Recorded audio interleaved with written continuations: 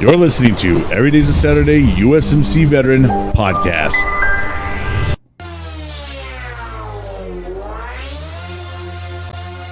Now introducing your host of Every Day's a Saturday USMC Veteran, the one-man show, Brian Roof.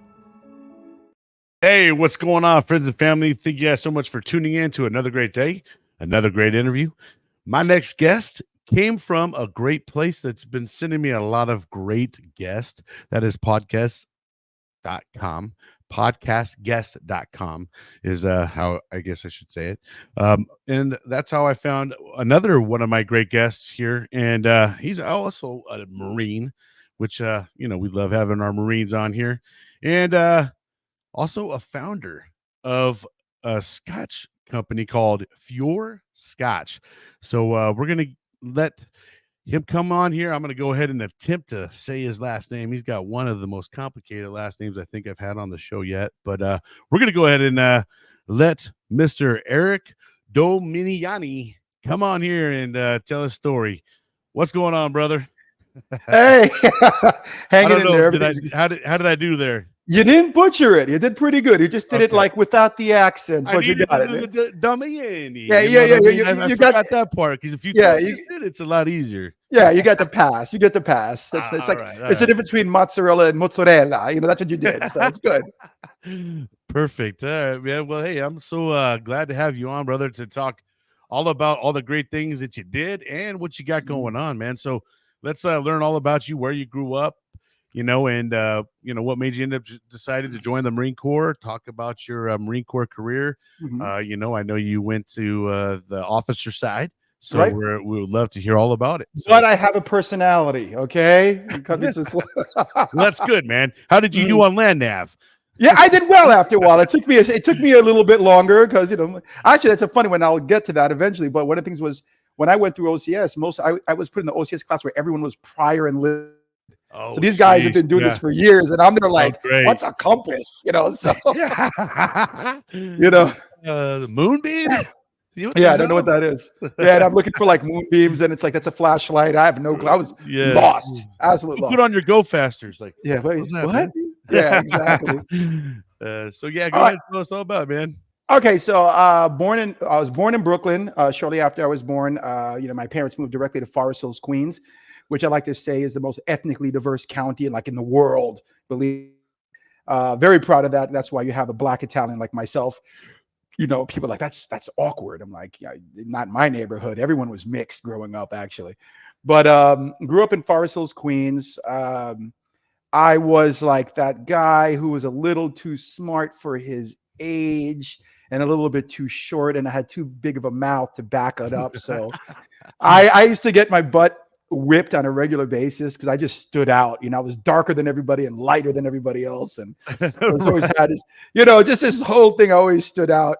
So I got, and I had I know this is the long story, but it's a great one. My mother wanted a daughter, and she got me instead. So I had to take dance lessons. I had to take ballet and tap. Oh shit! Look at that. Yeah, which made it even.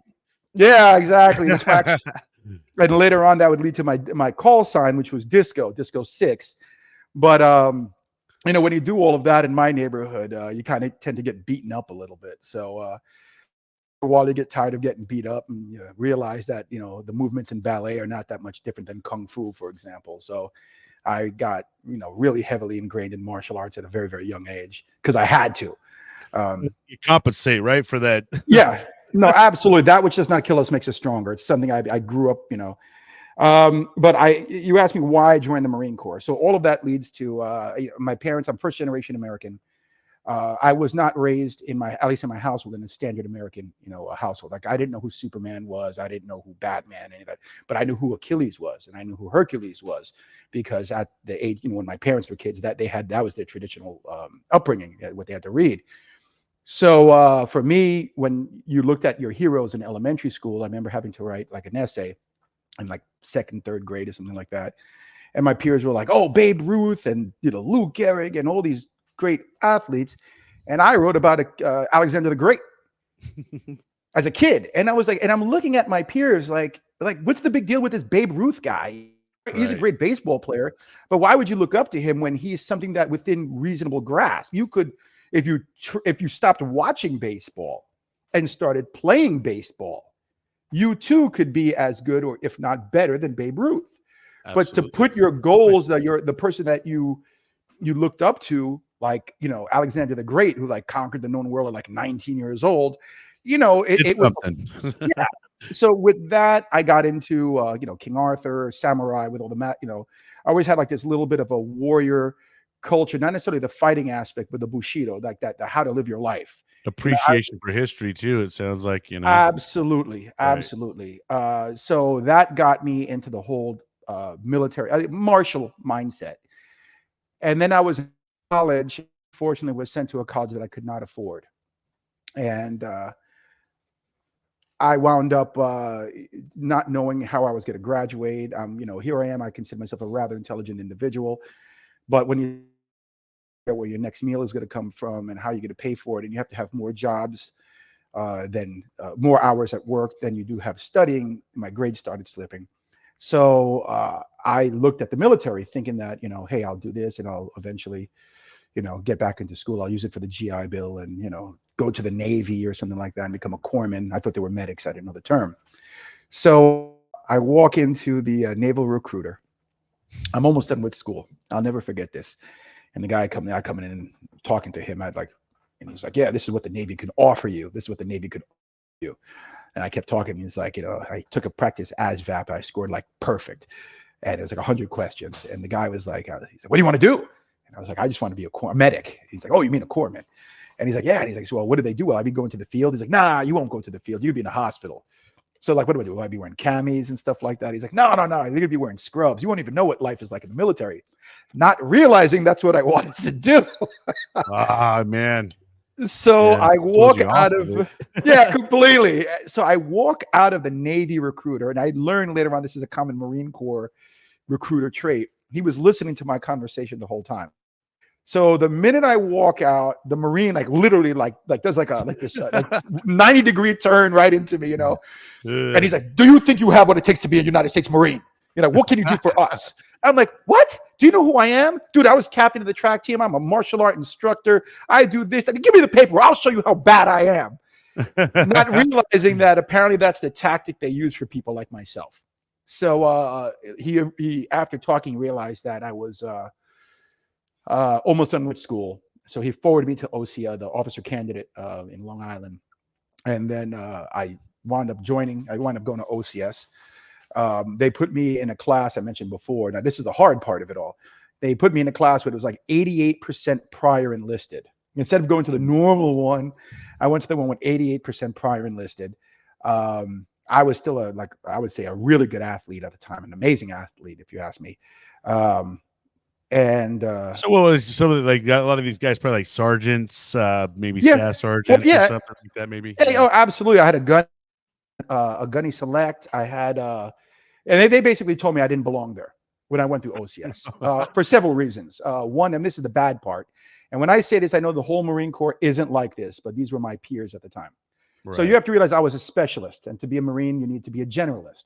So I could sprint, I could run long distance, but I'm used to okay, I'm going to eat 4,000 calories now, stretch, and have 9 hours of sleep or at least a nap. I had no clue what I was getting into, and I did not make it through OCS the first time. I lasted 4 weeks, 4 days prior to graduation, and I got sent on the lack of humility and improving too much physically because I never climbed a rope. I never knew how to climb a rope. I just wasn't. I didn't train for PFT. I just was lifting weights and running, and I just put myself in the best no shape clue what you were getting yourself in. None. So it was 88% prior enlisted, and the remaining 12% that were there, their fathers were like the commandant, generals, colonels, sons of the Secretary of Defense, things like that. And I'm like clueless, like absolutely clueless. Didn't know how to do facing movements. I didn't they couldn't pronounce my name. Dumb Johnny, how come you didn't shine your boots? I'm like, because I haven't worn them yet. Why would I shine my boots if I never? Where are the creases on your trousers? I'm like, who would put creases on their field uniform? So there was all this logic, and then there was the Marine Corps. So I didn't know what a BFA was. And one of the individuals who told me from the very beginning that I did not deserve to be there, the first day of whatever, I was like, yo, what's a BFA? What's a BFA? And he just laughed and walked away. So I didn't make it through the first time, but by the second time I walked through it, because at that point I knew how to iron my stuff. It really made me think that should officers, at least in the combat arms, should they be, I can't say allowed to go into the Marine Corps as officers in the combat arms without having a prior enlisted experience? Because you're going to make a lot of stupid mistakes. And we're not talking about major mistakes. We're talking about like wearing flip-flops coming from the beach, which will end your career. I mean, because or like mowing your lawn and you didn't shave that day and the colonel's across the street. And when you get to work on Monday, you're getting a butt chewing. Like it's literally. Or even having a sunburn, too much of a sunburn. Oh, no. Yeah, that's another one. Or making the mistake of coming back from a weekend or vacation with a tan and a smile. Little things like that. So, and I never understood, like, I still believe like, I grew up in Forest Hills, Queens, which is the hometown of Peter Parker, who, as you know, was educated by the great sage, Ben Parker, who has a saying that I teach my kids: with great power comes great responsibility. It's an adage I live by my whole life. But unfortunately, I do believe when you put certain people in power, they get the saying wrong. Instead of with great power comes great responsibility, they go with great responsibility comes great power. And I've seen too much of that. Like, you don't have to ruin a guy's liberty because just for fun, you're ruining relationships. You're ruining the guy's ability to see his mom, his girlfriend, his children, and things like that. Just because you had your boss treated you like crap, you don't have to do it to everyone else. And unfortunately, I encountered too many people like that. So I went through OCS the second time, walked right through. And then I would say I spent 20 years with doing what I absolutely love doing. I might have had a couple of bad bosses here and there, but it was all worth it.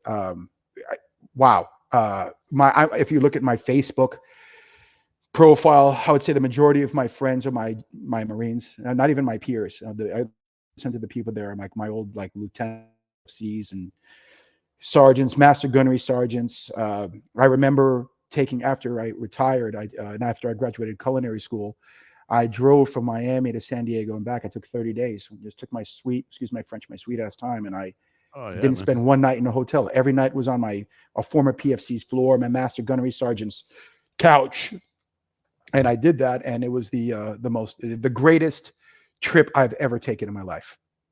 That's outstanding. Yeah. So, what was your MOS in that? Oh, I'm sorry. I'm an Amtracker, 1803. Talk about the Amtrak life. I got into it because I was able to pour a beer. It's a long story. There was a general that was retiring, and we were at the O Club, and I was in a fraternity in college, and here it goes. Like, everyone was pouring the beer for the general. It was just like all this head. And then later on, it was like, D, if you can pour me a beer with whatever, I'll pour me a beer. I'll get you whatever MOS you wanted. And, and then I just, did what I did in college. I didn't even drink in college. I could just pour a beer. And then it was like 0 head on the top, which is actually incorrect. A lot of people don't know that. You're supposed to have some little bit. Yeah. Right. Otherwise, all that gas gets trapped in your stomach and you're burping up all day long. So with that and some other extrinsic factors got me to be an Amtracker. I loved it. To me, that's what the Marine Corps is about. You might say the infantry, but hey, the Army has infantry too. But YAS, and you know what that stands for those of you who might be Amtrackers out there. It's the pride of the Marine Corps. I mean, people might say it's Motor T or everyone's got their thing, but without Amtraks, we're just Army. I mean, we're just Army. That's it. Right. I also went to LAV Leaders Course, and I did work a bit. So when I have to describe to my non-Marine Corps, hey, what did you do for the majority of your time in the Marine Corps, especially overseas, I tell them that was an amphibious, dismounted infantry, whether that's mechanized, motorized. That's way because I had Humvees, up-armored Humvees. I had Amtraks. I was an XO for an LAV unit, mixed LAV unit for a while. So it's why walk? Amtraks, you guys launched off the ships and stuff and all that. Like, off the beach. Yeah, so I got to experience that. So I was a supply bubba, but we did a lot of different exercises and all that stuff. We had to do rear air support. So one of the things that we did is we went and stayed out in the ocean on the Pearl Harbor for a while. Okay. And then we all loaded up into Amtraks, and they basically made us all land onto the beach and, charge the beach and set up a whole rear support. But it was a lot of fun, man. It was a rough ride. Yeah. I absolutely loved it, and it's the out of if I could do it over again, I would jump in as I'd jump in as an. Oh, kind of lost you there, but paused up. Oh, we might have lost him there for a second. Just give us a second. We'll be right back. All right, yeah, we're back. Sorry, we had a little technical difficulties, but we are back. Damn calm guys. There were sunspots. It's sunspots. Yeah, so I want to becoming an Amtracker. I absolutely loved it. I love the camaraderie. We don't have a lot of units like the infantry, and just about everybody's against us. The infantry always like, oh yeah, you can't do what we do, and we own your vehicles. And there's always like little fights between our communities, and especially recon. And we're like quite with this perfect. I love the Amtrak community because you're combat arms, but you're heavy logistics and you're heavy comm, and you have to touch supply. You have to, as an Amtracker, you are being groomed to be an amazing staff on because you know about movement rates, fuel, engineers, infantry, mechanized ops, dismounted ops, supply. I mean, it goes on and on. You guys and do on. that, yeah, a lot of different elements, and Right. a whole bunch of different elements that a lot of us don't experience. Yeah, and I even remember sitting in many a planning conference where you have it'd be like a major, lieutenant colonel, and he's talking about the the what do you call that? The war, not the war plan, but the game plan, if you will. And it's like, yeah, so it's going to take you an hour to move these 3.5 kilometers, and we're like, are you kidding me? Like, sir, it's like we need 5 gallons of fuel, and like, no.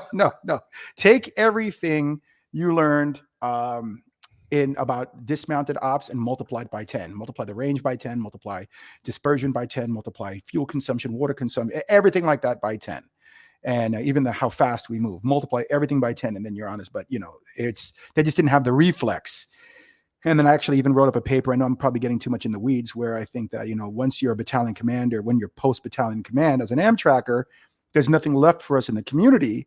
So I was always like, why don't you take those guys and make them regimental opsos? Because they're probably more equipped to be a really good opso than a dismounted infantryman, because we understand a wider berth of tactics and logistics and comm and all these different aspects and support elements. There we go. But I'm not an infantryman. My say doesn't matter, so it doesn't make a difference. Well, hey, I get called Pogue all the time, so it's just You are. it's just part of. It's part of all that thing. We just when you're in the military, it's funny how much that we like cap on each other. I mean, it gets really bad from branch to branch. Then you go a little bit deeper into the branch, into the MOSs, and how much everybody pissing contests. Who's got the biggest? Who's got the biggest cock? Yeah, absolutely. It's like you sit there like. Like here's a great one. Like here's an Amtrak only billet, only an Amtracker, and it's a very prestigious billet. Oh my God, we have like a battalion command.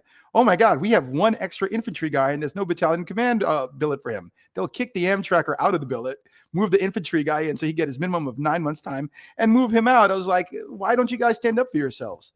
At what point does those senior guys say, no, this is our billet, stay in your zone, we don't care about you? No, right. But then again, the people who make the rules are also infantrymen, so there's nothing you can't argue with them.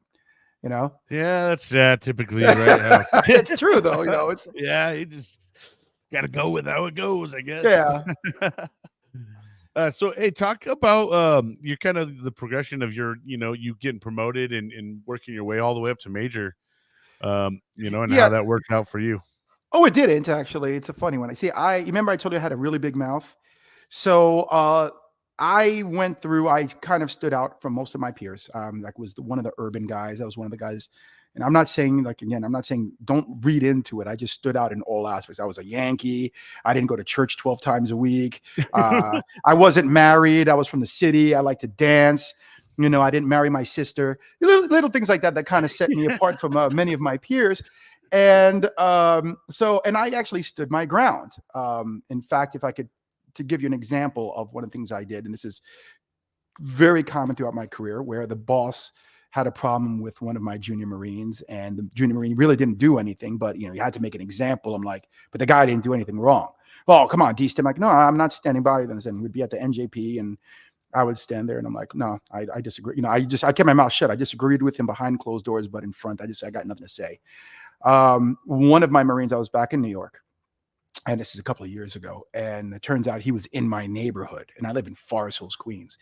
And I don't know whether he called me up or I called him up, and I'm like, hey, you still living in Manhattan? He's like, oh, no, I left. I'm living in some podunk area, Forest Hills, Queens. I'm like, are you kidding me? That's where I am. He's like, what do you mean you're there? Yeah, I'm visiting my mom.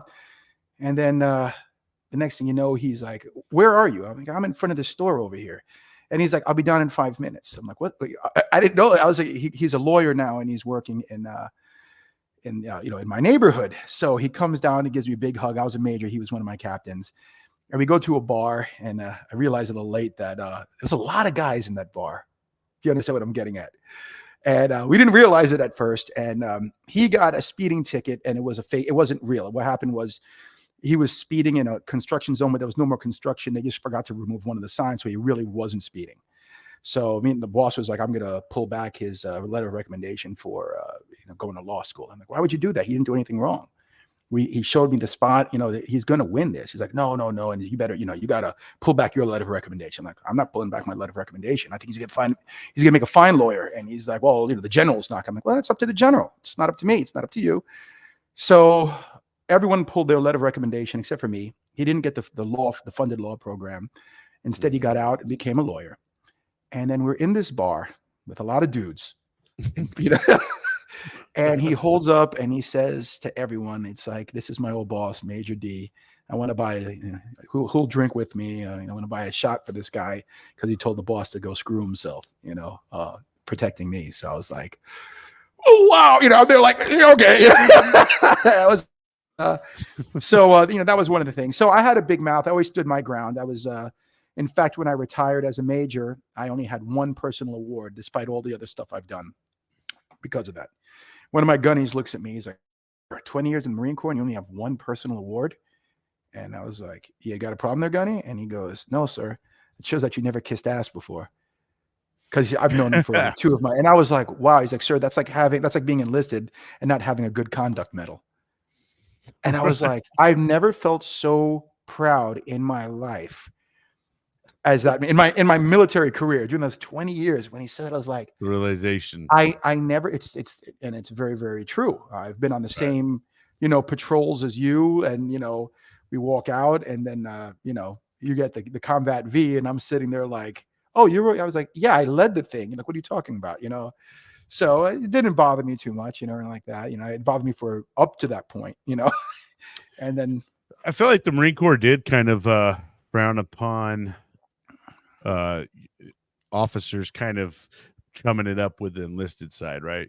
Oh yeah, absolutely. They were definitely frowned upon it, man. Because I always felt like the officers that were always more cool with us always got treated like shit. Yeah, absolutely. I'll tell you the reason why. It.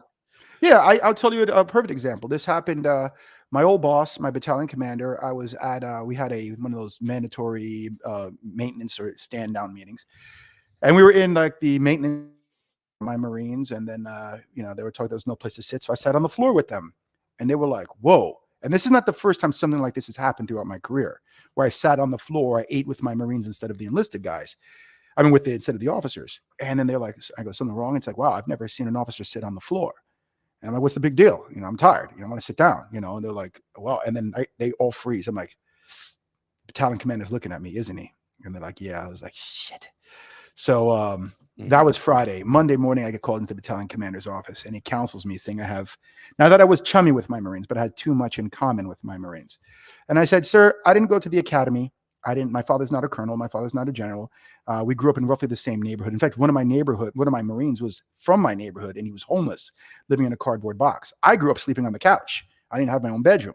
So I come from the same either demographics or socioeconomic background as my Marines. I was not like you guys.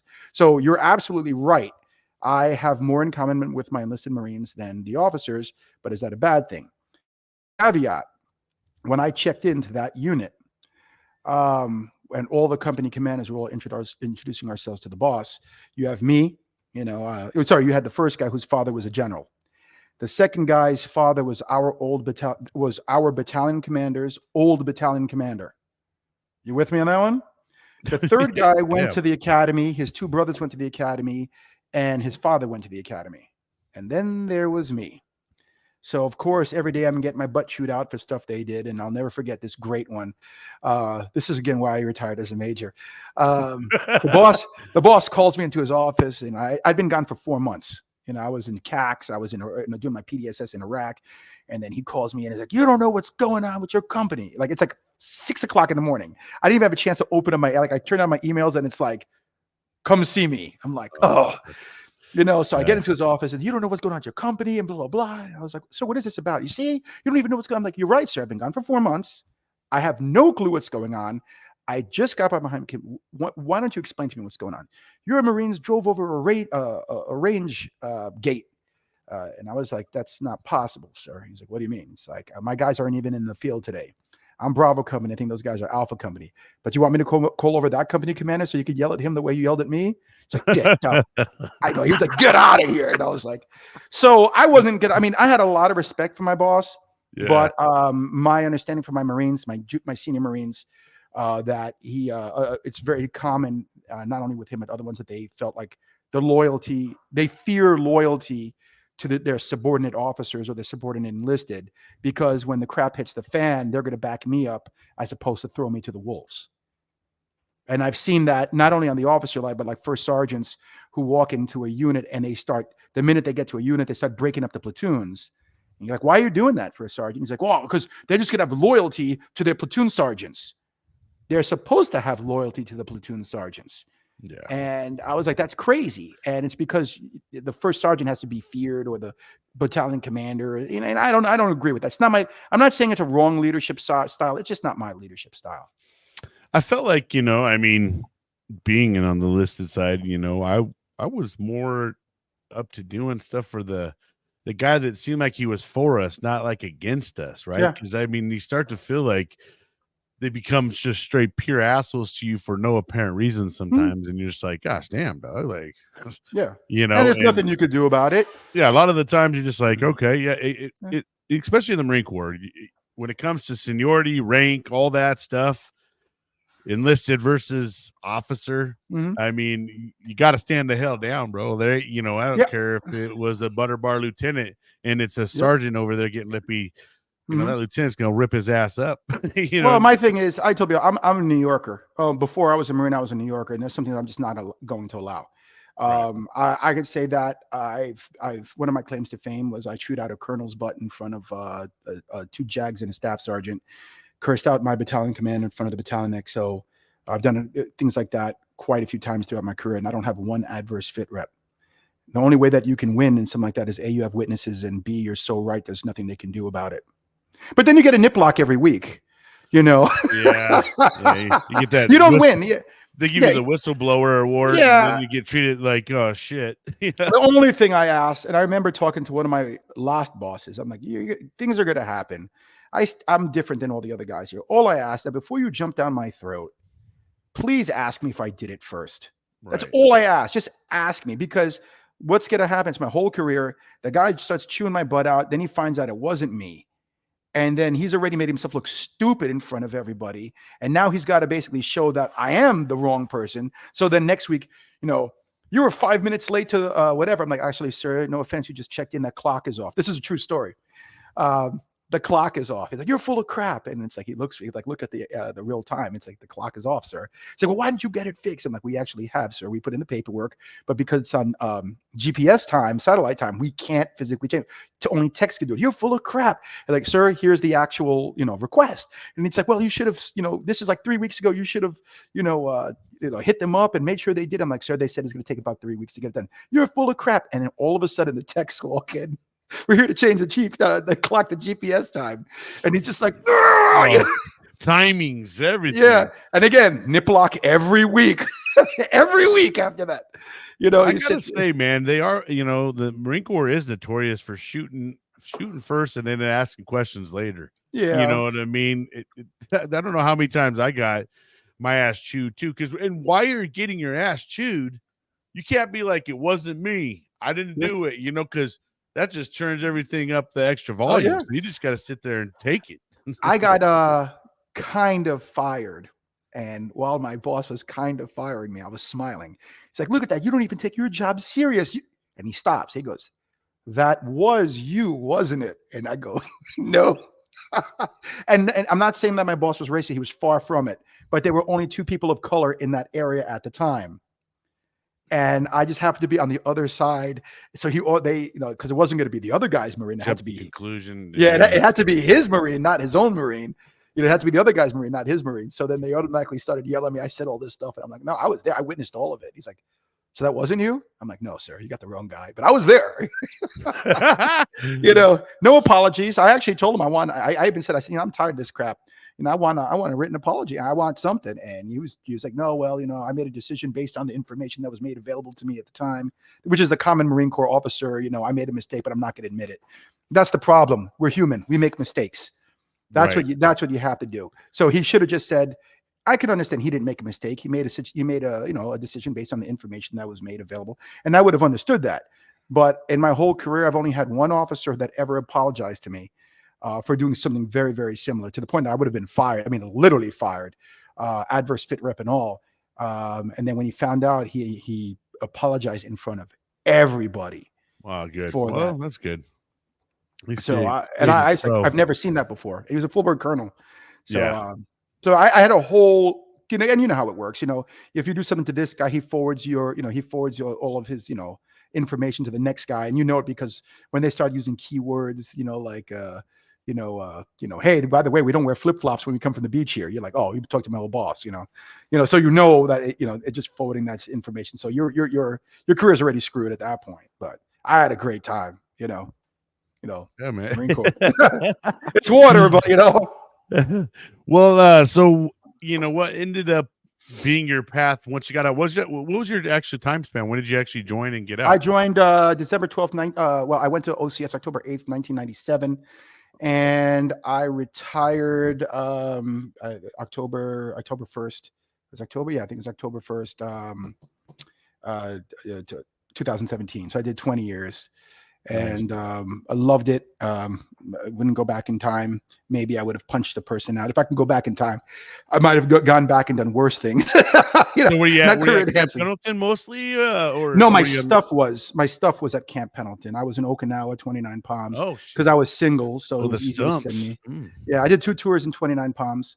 I did a tour in Pendleton, 2 tours in Okinawa, 1 tour in Camp Lejeune. They always extended me in the bad places.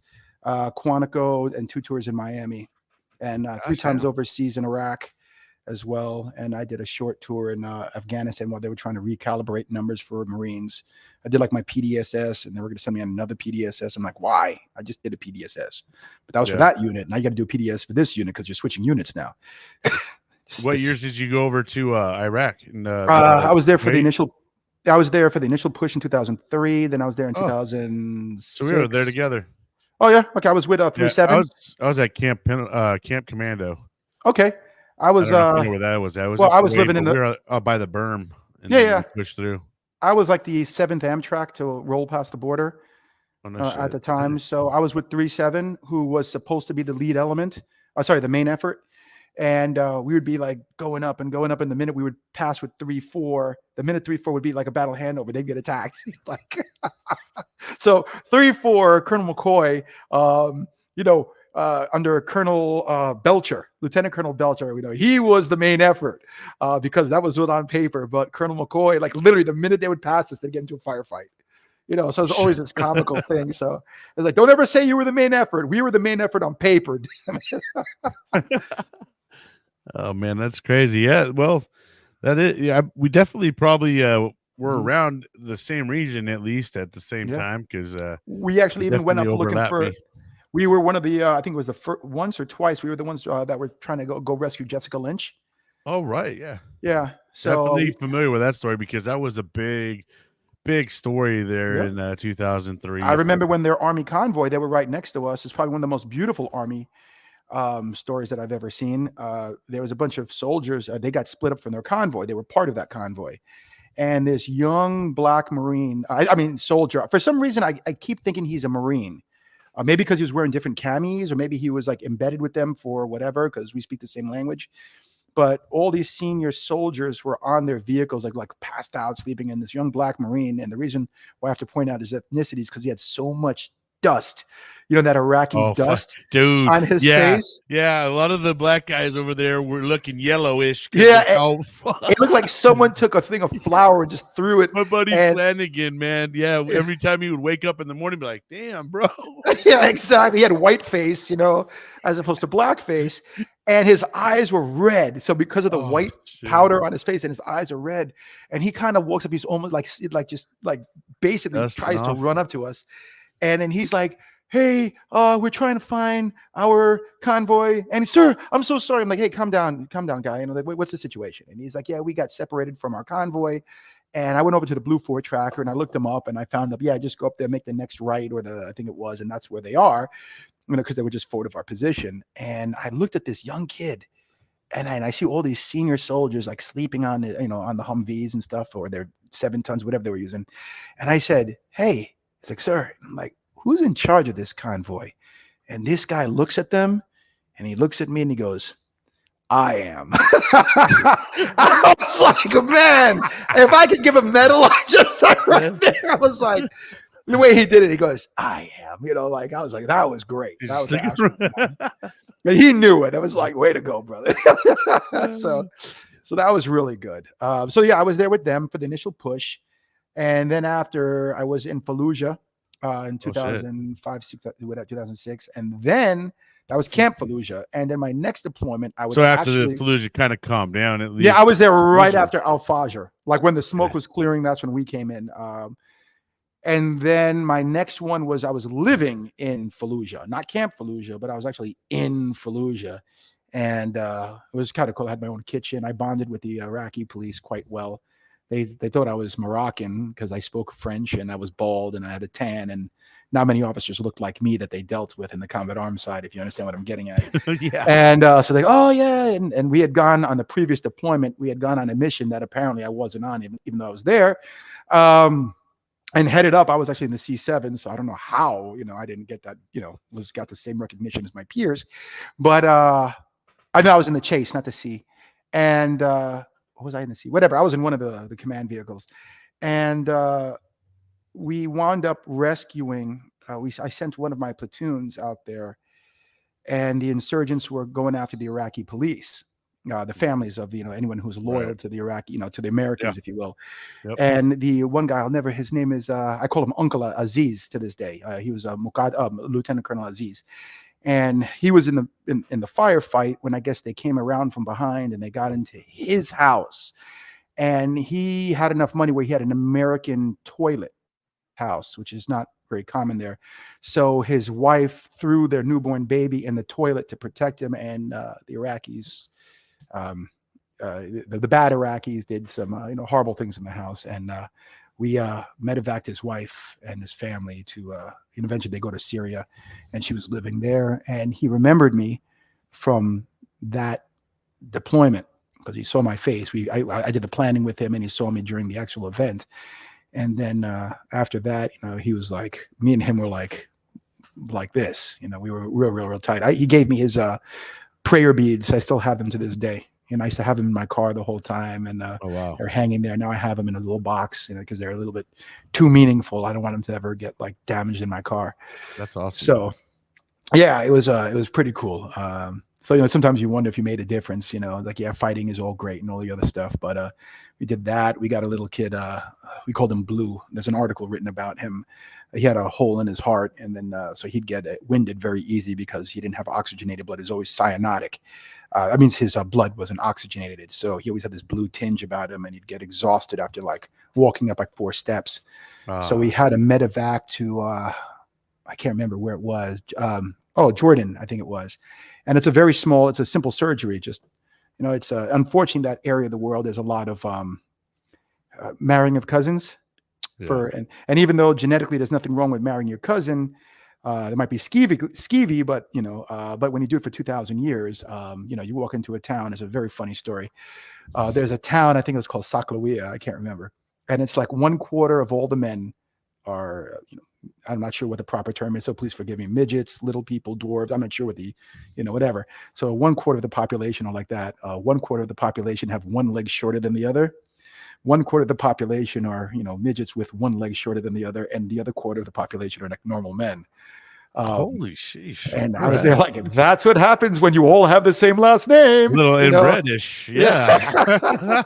Yeah, or this is the Middle East, impeda-ish, as opposed to inbred-ish. Get it? You could use that one, but you owe me a quarter. That's a good one, dude. Dang. Yeah. Boom, boom. Yeah. So I had a great time on that deployment. I wore a cowboy hat the whole time. I've done, if there was anything I could say that I did that was just absolutely amazing, I ran out in the middle of what was going to be a 3-way firefight between like the bodyguards for the sheikh, the bodyguards for the mayor, and the Iraqi police. And I just grabbed the dude and get the hell out of my comp, like, get off my plane, And then I just kicked the dude out, and it's like, you get out of here. And then I was like, and I had a bunch of, this deployment just started.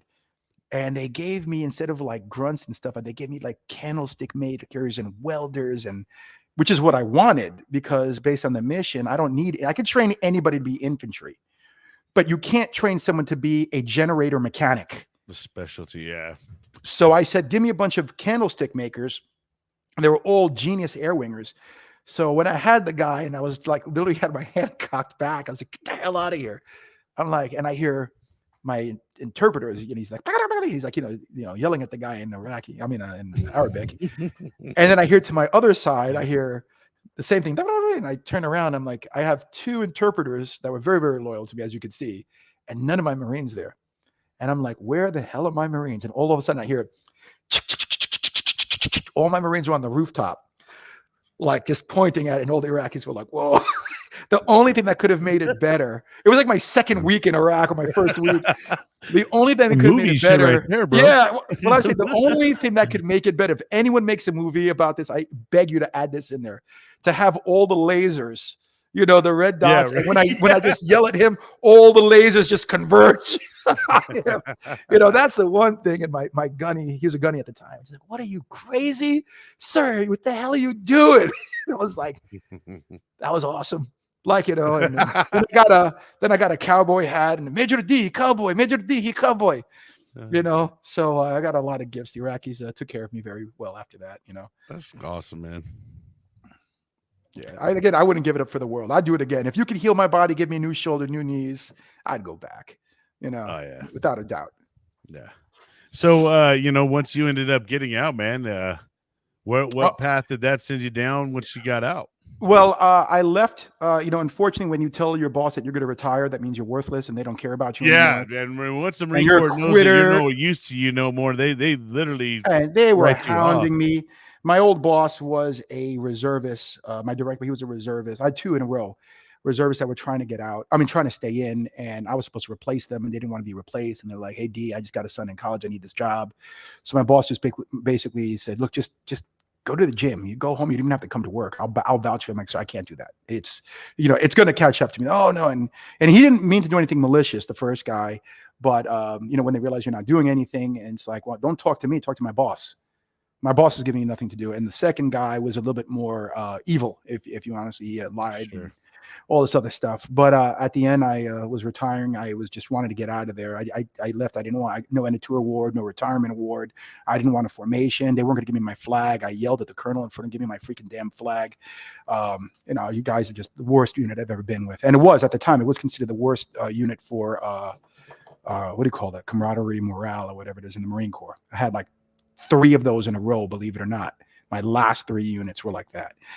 And it's, it's like, it's not my fault. I just happened to be in that stance. So I'm getting out, and the colonel comes up to me and he asks me like, what are your plans? And I told him, like, I want to do something that's very challenging, something that I've always dreamed about doing, and blah, blah. And he's like, what's that? He's like, I want to be a chef. And I cook great. I already had beaten Bobby Flay. I've been on Iron Throwdown with Bobby Flay. I was offered my own show, Prime Time. I'm in cookbooks. I can cook. Going to culinary school is just for a piece of paper. And then he goes like, you want to be a chef? You have 3 tours in Iraq and you're a major in the United States Marine Corps and blah, blah, blah. I can't believe that you're going to go to culinary school and waste. I'm like, hey, sir, not everyone has delusions of grandeur. At least I'm the only one brave enough to get away from the GS positions, to try something new, to go into a different comfort level. So I wound up going to culinary school. Loved it. It was my dream. I actually wound up crying after I graduated.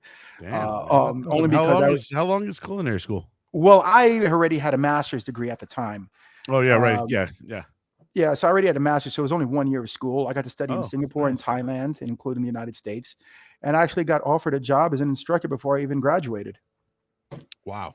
Yeah, and then I did that. I was gonna go study in North Africa, Morocco, Cyprus, and Mexico. I was going to use the rest of my GI Bill for that, but COVID messed everything up. Plus that I wound up getting an injury. And then I was waiting and I wound up going for my doctorate.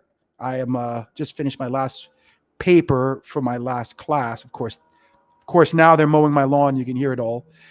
Sorry, I don't know if you could hear all that background. No, not at all, man. You're good. Okay, good. So I wound up going for my PhD in education. I just finished, just turned in my last page 2 days ago. So the best way to describe it is, we're pretty much done with our dissertation, if you will, but we can't submit it until, the class, until the next class. So I have actually 2 classes left. So by November, I'll be officially Dr. Dominijanni. In the meantime, look at this guy. In the meantime, I'm Dr. D. Yeah, Dr. Major Chef D. Get it straight. Damn. Oh yeah, man. Look at those. Yeah, and then I got a test next month for my CSS, Certificate of Specialist in Spirits. So I'm just one of those. Yeah, absolutely. No, completely. One of my bosses used to hate that about me. He was, it's not fair that you're able to go to get your master's when I wasn't, and he would make sure that. Though, man, I'm happy for you though. Thank you. Yeah, you shutting a lot of people up. You know what I mean? Well, yeah. The part that gets me also is, again, like one of my old bosses. Because I bet you a lot of the guys watching you get out, like, he's not gonna make it. Fucking, he's gonna regret his decision. Yeah, but the thing is, when the people that you think are not gonna make it are the ones that are going to. Because the ones that you say, the ones who stay with this in the status quo, they get the GS 13, 14, 15 or SES positions, right? And they continue doing what they were good at because they haven't challenged themselves. And I'm not going to specify what other, outside of that field, because, there's certain fields that people who get out as enlisted or officers get into because it's just too easy to get into that.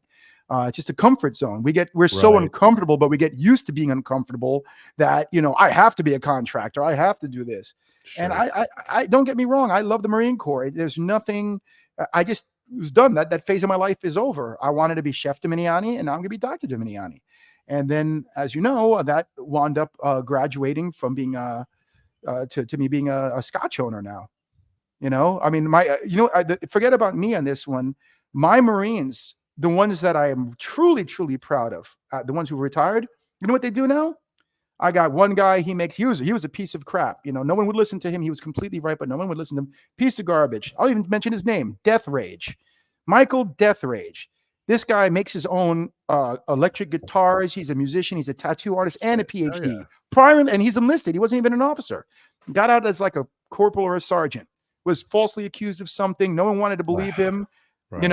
And now he makes his own guitars. His guitars go for thousands, tens of thousands of dollars. Because he doesn't sell them to me or you. He sells them to famous. He does tattoos. One of my Marines, gosh, that's what a G. I can't remember his name right now. He makes tables. He lives in like Montana or something like that. And he gets wood. He looks at them and slices them and makes custom tables. One of my Marines who pretty much got kicked out of the Marine Corps. And one day he writes country. He had nothing against him. He just was dealt the short hand of the stick for one time too many. And he snapped. His whole life was crushed before him. I mean, what he does, think about it. What does it take to be a great country Western singer? You need to have go through some shit, huh? And he made songs that are sung by, I don't know, country music like Clint Black or, I don't know, one of those guys. So another one of my Marines for a retirement present, he's a smith. He made me this beautiful, big, giant knife that I could use as a spatula, that I use it to cut pizza. I use it to hack. It's just, those are the guys that I'm impressed with because they said, I've done this for 20 years. Let me try to do something different. And that's a challenge. Coming in as a general, if I was a 4-star, if I'm a 12-star general and I walk back into, the Pentagon in a business suit as a SES 45, that's not a challenge because all you're doing is taking away your uniform. You want to see it? You want to challenge that general? Tell him to go sell hot dogs on the corner of 103rd Street and 58th Avenue. How about opening up a pizzeria? Let's see how well you do. Right. Yeah. That's a challenge. Step out of challenge yourself. Yeah. No, 100%, man. And that you've done more than just that. I mean, you tried a lot of different things, and what ended up leading you down into Scotch and stuff, the Marine Corps, believe it or not. Now you have to understand, apparently I was an alcoholic and I drank, but I didn't drink at all. I was just that guy who used to dance on the tables, completely sober in Vegas, and I just had a good time. I was always the DD, but apparently I was always drinking because I had club soda, in my glass at all times. But eventually, I did start drinking. I got married, so you have to start drinking when you're married.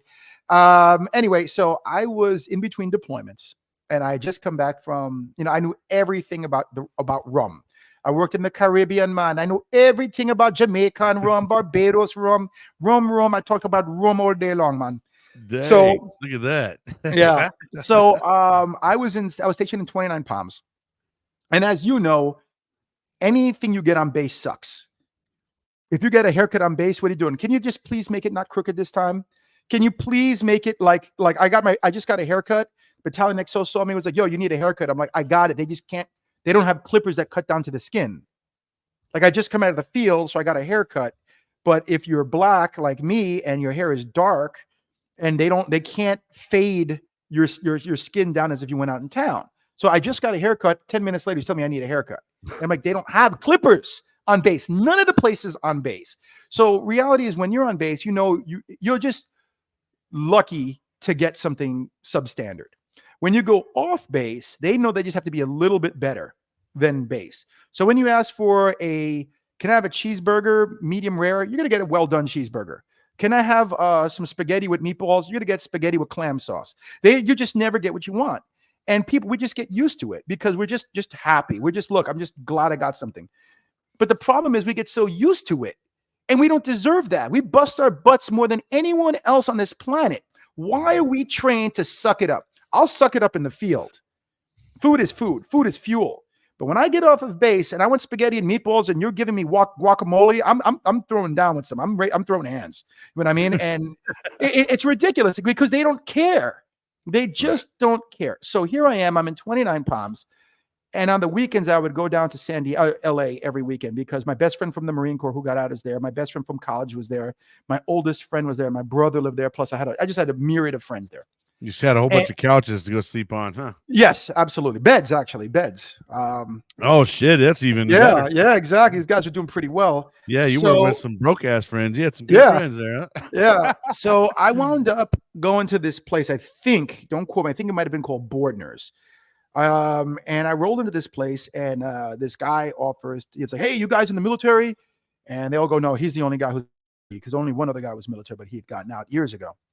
So I'm like, yeah, I'm a Marine. And he's like, oh, let me buy you a drink. Thank you for your service. And first I thought he was hitting on me until I tasted the drink. And I think it was Malort. It was just absolutely horrible. It was like battery acid. And I was like, you're like sitting there. And then I realized he just didn't like people in the military. I was like, because he was like laughing at me. And I was like, and if you don't drink or you don't drink a lot, if you're going to have a drink, it has to be.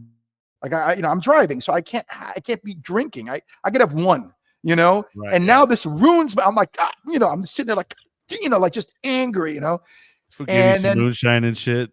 Yeah, and then we start traveling to different bars and stuff, and I'm driving here, driving there, going all over, and I have this literally a really, really bad taste in my mouth, and then I'm just like. We get to this one bar, and it's a different group of friends because it's like, two friends from here, and one guy leaves and another one. So I think I was with another guy who was a Marine, Sal, and I think my buddy Min, both Marines. And we're in this one bar, and I go, what do you got for rum? And, he's like, he had like, rum. And I'm like, is that all you got? And he goes, dude, this is a Scotch bar. I'm like, what? And I look up, and it's got like just a whole circle of scotches, over me. And I was like, holy cow. So I took my Navy Fed card, I threw it on the table, and I was like, teach me. He's like, what? I'm like, teach me. He's like, what do you mean? I'm like, look, I know nothing. I know absolutely nothing about scotches. I'd love to learn. Now I'm an aspiring chef. I know everything about rum, but I know nothing about scotch. Can you teach me? He's like, you serious? I'm like, look, just don't rip me off, man. Okay. So he's like, okay, hold on. Okay. So this is Lefroy and this is Talisker and this is this, and this is served with water, but you should always put the water on the side unless he's your bartender, because the average American bartender, the guy was like half Irish, half Scottish. The average American bartender doesn't know how to put water. They always put too much water. Yep. And hold on one second, if I can. Actually, I'll do it later. Don't worry. So I was like, he was showing me all the different ways to drink it. This is peaty. This is Highland. This is Speyside. This is Campbelltown. Just going on and on and on and on. So I got the bug at this point. So I eventually get stationed in Miami, and I already had a pretty substantial rum collection over the years from working in the Caribbean. But then I'm in Miami and I start collecting scotches. And you start 1 and 2. I cut my teeth with Talisker, a very extreme flavored, or even maybe Ardbeg, another extreme tasting, whatever. And then I started going through, and I have dinner parties at my house all the time. And then eventually my scotch collection grows quite substantially by my standards, And then you have to understand, I make my own ice cream, I make my own sausage, I make my own salami, I make my own meat, I make my own beer. I do it all. And it was only a matter of time that I said I wanted to create my own blend of scotches, and I read up at this thing called a infinity bottle, a legacy bottle. So, what you do is you go up there and you need a good base. And then you're like, hey, I need, 4 fingers of, I put 4 fingers of this one, scotch that I really liked, and I marked it off. And then after that, it's like, I wish I had a little bit more smoke, I put that there. It's like, man, if it's a little sweeter or a little this, and you start, and it takes time. It's not like it happens over a week. It's not like you're just mixing and that's it. But, you're sipping with your friends and you're like, wow, that was a really, really good scotch. I'm going to add that to my blend. And you're like, well, I got half a bottle left. Let me put a quarter of the bottle, like that. So I crack it open for my friends when it's done. And my boys are like, they're all Marines, one sailor. Oh, they're like, oh, bro, this is the bomb. And, we're smoking cigars. We just had some steaks and stuff. We're in my backyard. And then they're like, I would notice the next week, it's just getting lower and lower and lower and lower. So I'm thinking like, man, what am I going to do? And I'm like, well, hold on a sec. My old boss, Colonel Bolaño, he makes his own cigars. He doesn't make them, but he calls up and says, hey, I want a Connecticut wrapper. I want an 80 gauge. Oh, sorry, not 80 gauge is sick. Like a 62 gauge. I want, a Dominican. He never uses Dominican fill. So it'd be like a Honduran fill, blah, blah, blah, blah, blah. I want this shape, that shape. Yeah, and they make it for him. And he buys and they make it. And my uncle Luciano, who lives down here, remember, I'm half Italian. He does the same with wine. He goes up to California. I want a 42% this, a 22% this. And, they mail him a couple of cases. So I'm like, there's got to be a way to do that with scotch, but I know nothing about that. I just don't know how to do it. And then ding, my buddy who comes down to Miami every quarter, who is my buddy from college, whose family was in the alcohol importation, exportation, and all this other, they own liquor stores for like 4 generations. Jim Landis, he used to own Hypnotic. His father helped bring it Finlandia to America or something like that. Wow. So I go, Jim, and he's like, yeah, what's up? I'm like, you still into spirits? And he's like, I don't know, you still cooking? So, because we always talk about women and this, that we never talked about work. So I tell him my story, and he's like, yeah, I'm going to be down, whatever. It's like, let's see what we could do. So, eventually I see him, I give it to him, and he's like, he's already planning on going to Scotland and Ireland, I think maybe even England. So it's like, dude, it's going to take a little bit of time. I got no problem. So something like 6 months passed. I thought he just drank it, and like I never heard from him. He went like radio silent. And the next thing you know, he's like, all right, he's like, I got 3 of them right here. And it's this box with 3 tasters. And I was like, dude, I actually thought he forgot about it. So the first one was good, typical Marine Corps fashion. The first one was amazing. And the third one was all right. So he's like, which one do you like? I'm like, I really like the second one. He's like, good. That's the closest one to what you made. So I got about 6 cases, and my boys come over, and we're like, oh, we're all celebrating. And he's like, bro, son, yo, let me get a bottle. And I was like, I can't give you a bottle, man. It's like, that's all I got. And he's like, no, I'll buy a bottle. Sell me a bottle. I'm like, did I charge you for dinner? He's like, no. So how can I sell you a bottle if I didn't charge you for dinner? And they begged me for it, but I refused to back down. He's like, if you want it, you come to my house, but it doesn't leave my house. Well, over the next 24 to 36 hours, two of these guys are calling me up like, bro, that's some good hooch, man. You're like, you really need to get that out of your house, man. You really need to see if you should try to sell it, bro. In Miami, everyone is bro. New York, everyone is son. California, everyone is dude. So then these guys have been living here like, bro, you need to get this out of your house. So I'm like, you really liked it that much? They're like, yeah. So I called my buddy Jim again a couple of days later, and I was like, Jim, what do you think of it? He's like, oh, I thought it was some good stuff. I'm like, do you think that people would buy this? Like, what if my guys have been kicking me in the butt and, trying to tell me to get out of the house? And like, yeah, I think you with the proper, partnering and, stuff like that, you can get out of the house. So I partnered with him, and 6 awards later, here I am now. I've been on, it's not the first interview I've done. I was in, wow, I can't even tell you how many magazines I've been put in right now. I made, wow, I can't even think right now the magazines that I've been put in right now. So, but I did something right. But I wouldn't be here without my two buddies kicking me in the butt to get out, and I wouldn't be here without Jim Landis. So that to me is like the number one thing. And here's your baby, right? That's me right there. Fior Scotch.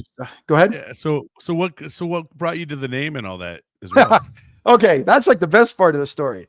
So it's like, well, what are we gonna name it? And I'm like, well, I told him like two things. I was originally thought I was gonna get into wine. If I had a wine, I was gonna be like, and my dad was like, what are you gonna name it if you have a wine? I'm like, I got this great name. He's like, what? He's like, Dominijanni's, and he's like, oh, that's a great name, but I want a 10%, for using my dad's last name. But Dominijanni doesn't exactly go for a Scotch, So I said, we're thinking about names. We're to get together and we're gonna work on this. And we were already working on at this point we're working on the shape of the bottle and the tag, all the decorations and stuff like that. And I said, I need something like nothing against those scotches or whiskeys or other drinks that are flavored. I didn't want to be associated or with those like honey flavored scotches or caramel flavored whiskeys. I wanted something pure, true, clean, like that's just the way it is. And he starts laughing. He's got his clipboard and he's holding it like this. And he goes, Fior. I'm like, Fior means flower in Italian. I go, what did I say? No Italian names. And he goes, no, it's pure, clean, and true in Scottish Gaelic. I'm like, done. And he's like, oh, but here's the second one. Like, I don't need to hear the second one. We're staying with the first Scotch, the first name. So that's how we got the name. The decorations on the bottle, well, I chose the shape, and then our staff came up with like a baseline, design for some of the, this. I said, no, let's put some gold in here. Let's make this pop. Cut that out. Just make it an X instead of a ring around it. The last thing you'll see, you can't see it on the website, but I wasn't sure that after I came up with initial production, if it was going to taste like my initial six house scotches, my six cases. So after the first round of production, I was worried, and when I finally tasted it, it was amazing. And hold on to that one, the Peterson. I'm going to tell you something about that in a second. Okay, yeah, that thing. Yeah, wow. So after we came out with that, and I was happy with it. I put my name. If you see every bottle has got my signature on the back. That's because I was like, okay, now I know that it's going to taste good. This is the second round batch. This is the standard. So what you see in front of you is a drink called the Peterson. We were going through names and stuff like that, and I had my ideas and they had their ideas, but you're only as good as your staff. And then a good friend of mine is like, we were talking like, what drink best symbolizes, the Marine Corps? Scotch and freaking coffee. What else says Marines?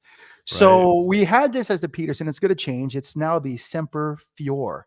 Yeah. Okay, because always true. If you think about it, always true. Yeah. So and that came from a good friend of mine. She was like, "Oh my God, it's the Semper Fior," and I was like, "Oh my God, that's just a genius freaking name." So I like my scotches neat. I like most of my drinks neat, but that one there is one of the few mixed drinks or a few cocktails that I really love, because if you like to cook like I do, tomatoes taste great, basils taste great, but when you put the two together, it tastes completely different.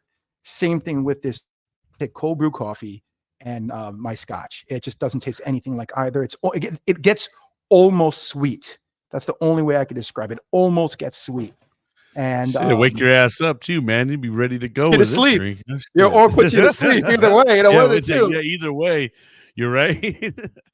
I honestly, I mean, this Roscoe sounds good, and the Delaney, I think, is the one I was looking at too. They all look Yeah, really good, though, dude. I mean, man, this is amazing. yeah. Thank you. And So when you go for this, is just how to make the drink with what you got. Is that yes. yeah? All right, cool. And yeah, so those are the other ones out there. And you know, like someone just had the Delaney the other day, and yeah, Engrave so a bottle. Huh? yes, actually, that's probably one of the biggest sellers. And I don't make a penny off of engraving at all. Right. But we have a company for like, I don't know, $6 more than engrave it. So people are getting like, you know, it was my uncle's, my cousin wanted to get something for his father, my uncle Bruno, for Father's Day. So he got Dominijanni etched onto the back of the side of the bottle. I've second tracks, third tracks, fourth tracks, and Schools Battalion. They each got 3 bottles with their unit logos. Army, Rangers got, so that's the biggest thing. I actually talk to the guy who does it. I call him up every now and then. He's like, you know, on 4th of July, you know, all the holidays, Father's Day, these things sell like candy, you know, and so I'm very proud of that. So that was really good. We just stumbled upon the engraving aspect, and that's what's probably selling more of my scotches than anything else. Man, that's amazing. It's crazy. So how long ago did you start this up?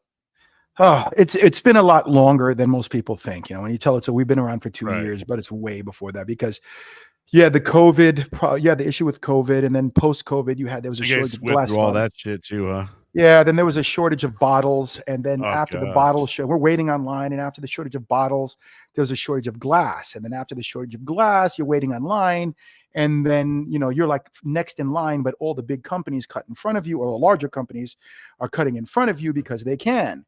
And then when it's your turn to get your bottles, then the next thing you know, they're not honoring the same price that we agreed to, because there's a shortage, and we could either go to someone else and lose our place in line, or we can pay the, what their new price is. And then you're dealing with people who are like, listen, I'm done. I'm tired. I don't want to be a distributor anymore. I know I was going to take you guys on, but whatever. So then we have to find new distributors and things like that. So the big thing is this is where people ask me if you can, what's a word of advice for, entrepreneurs, and something like that. There's 2 things. Number 1 is, just like in the Marine Corps, make sure you have people who are way smarter than you working for you or with you.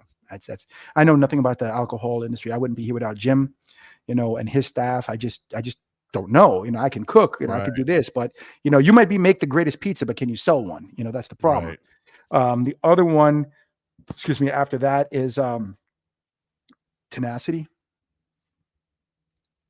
And that's it. Nothing is ever easy, especially for me. I like to say eggs, especially. It's a thing. It's an inside joke, but especially for me, that nothing is ever easy. So all I got to do is just hold on. Just got to tell you, just hold tight.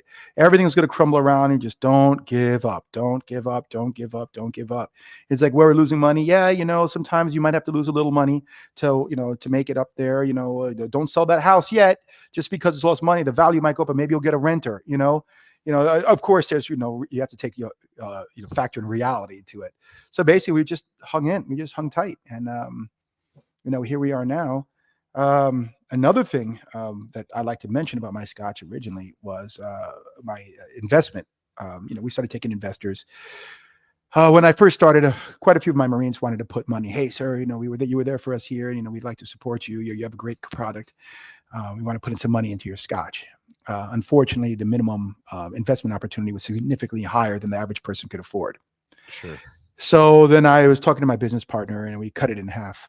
And still, even though we cut it in half, it's still a lot more money than the average person could afford. And then I don't know if you remember this, back in the day, there was a company called FUBU. It was a black, it was a black clothing line, and it was for us, by us. As we have our own style. So, as different ethnicities have different bodily dimensions. They have different anthropomorphic dimensions. We grow fat in different areas. You might get a stomach. I might get it in my butt, or my thighs might be thicker, and you might have longer arms based on a myriad of, genetic, differences between me and you. So I wanted to take that concept and bring it into my Scotch. So this is the first and only Black-owned Scotch.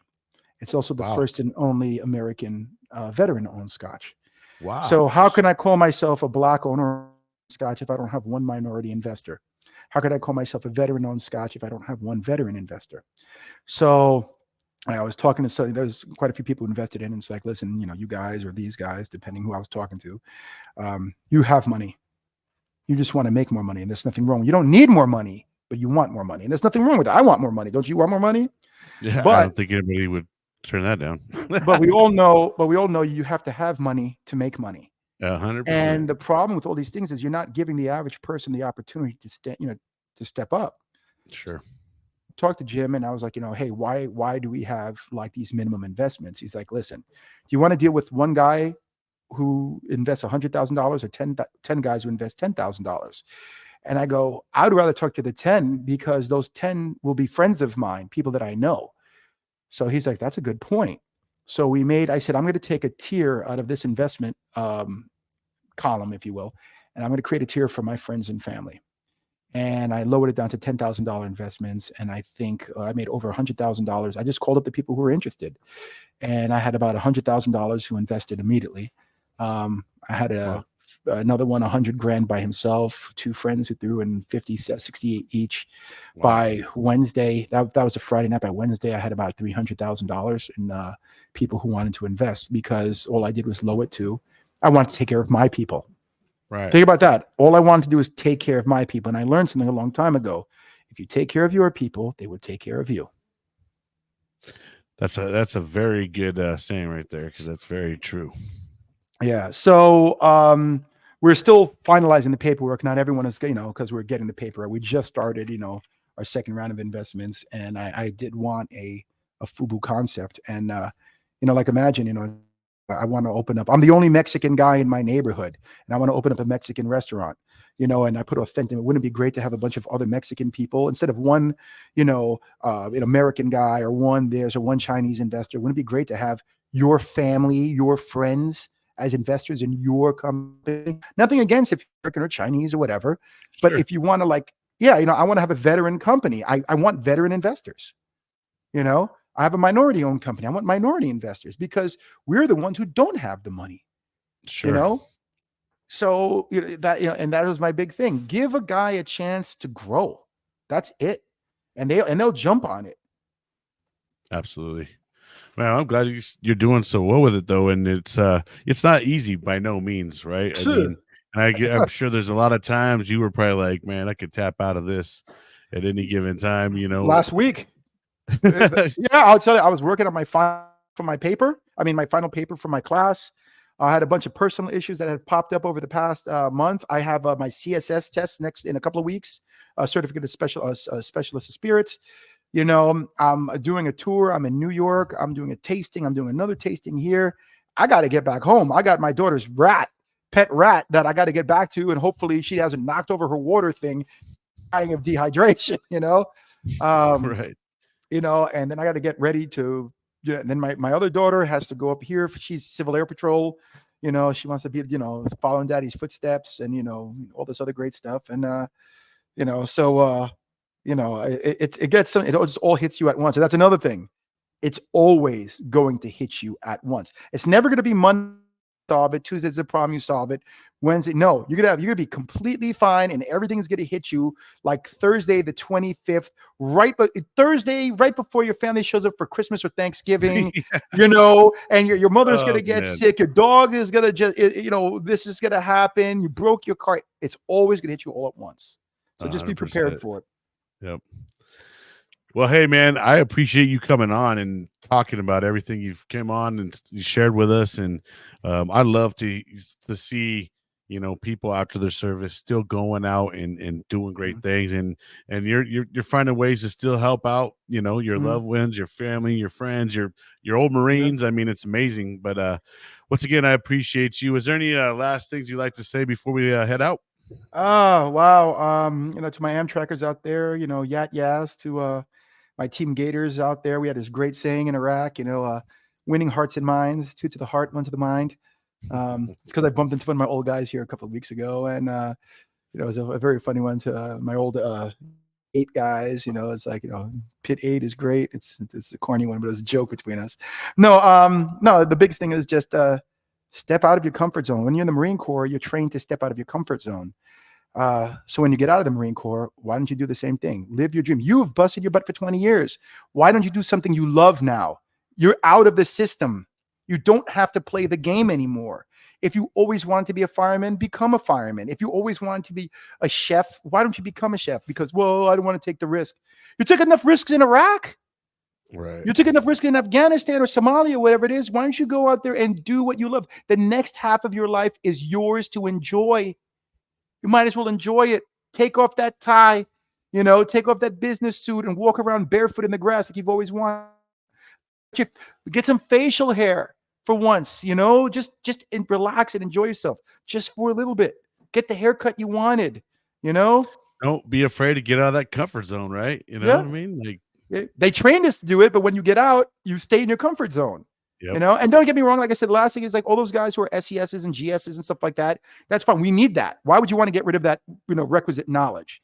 Right. But if you're getting into it because you're scared to try something else, if you're getting into it because even I thought about it, I really loved one of my old jobs. I loved working in the crib. I would have loved to have gone back into training and exercises. I might even do it for fun for a while, a couple of years. I don't know. That's what I have my degree for. But it's just take, especially when you retire, do something for yourself. And that's it. 100%. All right, brother. Well, I appreciate you once again, and thank you so much. And we'll see you, brother. You got it, man. Take care of yourself. Semper Fi, brother. Semper Fi. All right. Oh, right before we leave, I'm going to add you to my website as on my veteran-owned businesses. So I'll make sure that I add your website to that to every day's a Saturday, USMCvet.com. But once again, thanks again, brother. You got it. Out here. All right, friends and fam. Well, that's going to wrap up another great interview. Make sure you guys go and get yourself a bottle. You know what I mean? Go find yourself a good bottle of some Fior Scotch. And you can go check that out at www.fiorscotch.com. That's FIORSCOTCH.com. All right. Well, I hope you guys are out there having an amazing day. Remember how I say it, don't let the day kick your ass. Make sure you're out there kicking it. Until next time, we'll see you guys.